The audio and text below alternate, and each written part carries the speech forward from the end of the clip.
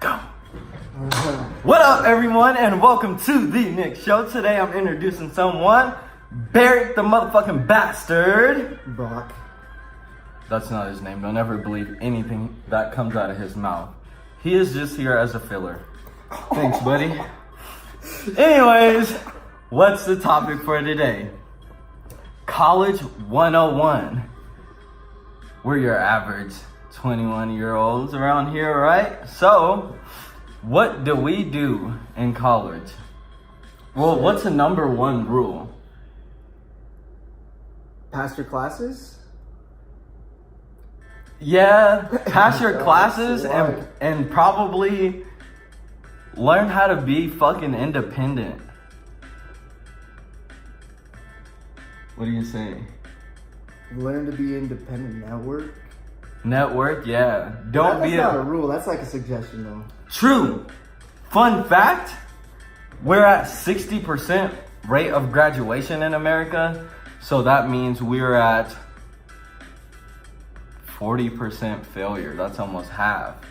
And only a little over half passing. So that means we're all just dropping out now? Yeah. Or are we fulfilling our mom's dreams and failing? My mom told me to go to college. What's your major? I don't know what my major is. Fucking 2 years in, I'm undecided. I'll figure it out. I'm still on my generals going into my third year. Don't be that person. Or the person who's like, oh, I'm gonna take a break from college because what the fuck are you really taking a break for? You're either gonna stay in college forever because you always think you need a break, or you're most likely taking your break and never coming back, right? To be fair, though, there are like obstacles like finances. No, I get that. Like, that's a reasonable excuse. You can't afford it. Don't want to take out a loan. Don't be in debt if you don't need to be. You know what I mean? That is a very logical reason to take a break. Don't just, and it's very important to have wine Wednesdays. Hey. Just kidding. Grape juice Wednesdays. Mom, this is not alcoholic. Just want to let you know. Grape juice, kids. Healthy for your heart. So, Brock, what's your best tip? My best tip? Best tip that you wish someone would have told you when you were a freshman coming to college. Best tip I wish someone told me as a freshman that I would have listened to: stay organized. It has helped me through and through. Every time, well, let me say it this way. I'm a very structured person. Everything I do has to be a certain way. It has to be spelled out for me. And if I'm not organized, it's like my whole feet come out from underneath me. I can't focus. I can't see straight. So organization is one thing that helped me through and through stay on track. I got my little whiteboard in my room. I got my little iPhone notes, and like 100% helped me get through, helped me stay on track. Sweet. And added on to that, where I got the idea of like writing down a goal in yesterday's video was from the man himself, because I personally I can just write stuff in my notes, but he's more of a like physical, let me write it down so I can cross it off or erase it off to feel that sense of accomplishment.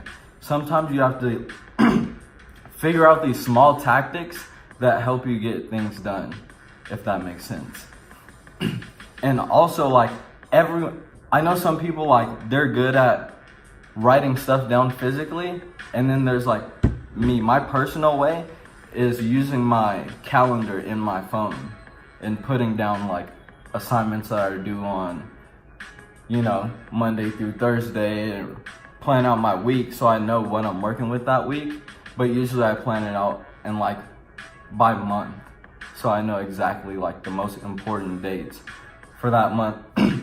So yes, organization does play a big key, and learning how to take notes is another big one.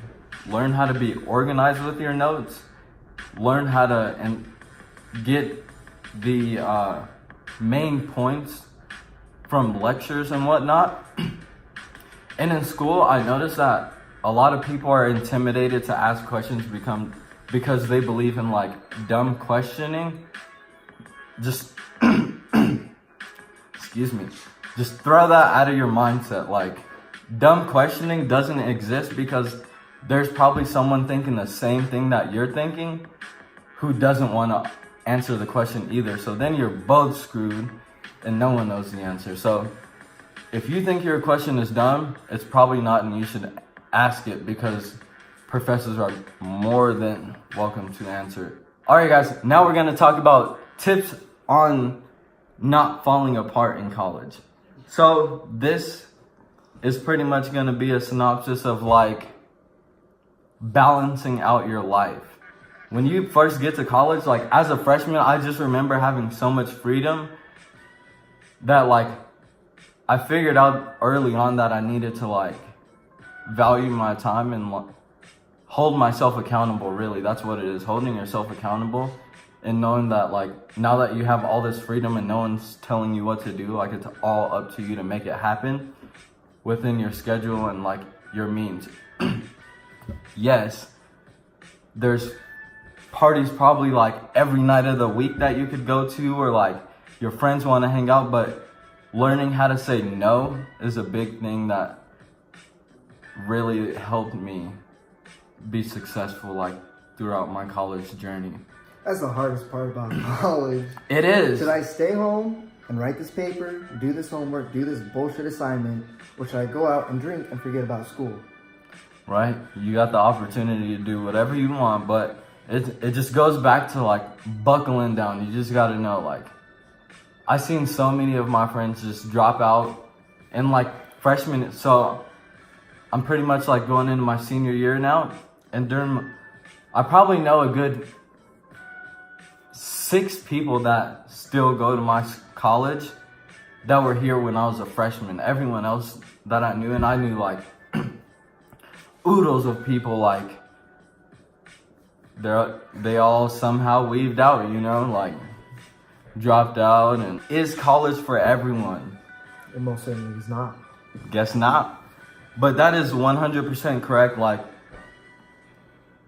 I'm not in college because I want a job that I need a degree for. I'm in college because I'm a communications major, but not because I need a communications degree to go off and do what I want to do. It's more so because I want to learn the knowledge from like actual beginning of time, and like why it was created, and like better ways of communicating and networking with people, because that's like one of my passions, is like learning why people work the way they work and why they do the things they do.